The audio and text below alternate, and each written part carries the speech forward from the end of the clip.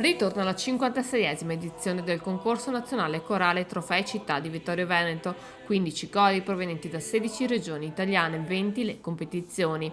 Imperdibile l'appuntamento di domenica 28 maggio con il concerto finale dei migliori classificati all'assegnazione del 28esimo Gran Premio Efrem Casagrande presso il Teatro da Ponte. Il concorso corale poi è un concorso sul quale noi continuiamo convintamente ad investire, perché siamo consapevoli che è forse il concorso corale più importante attualmente nel panorama nazionale, sicuramente il più longevo, quindi lo stiamo attendendo con un grande impegno organizzativo, ma anche con la gioia di aprire le porte della nostra città a questi cori che ci porteranno gioia, musica e voglia di vivere.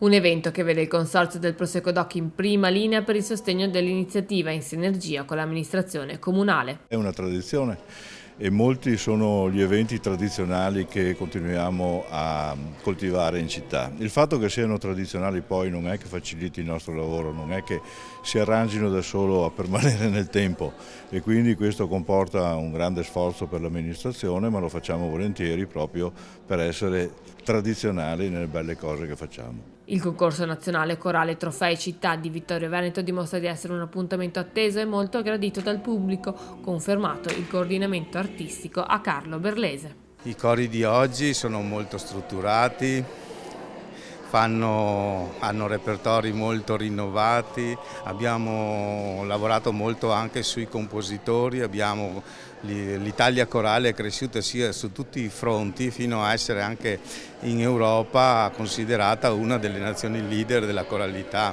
internazionale.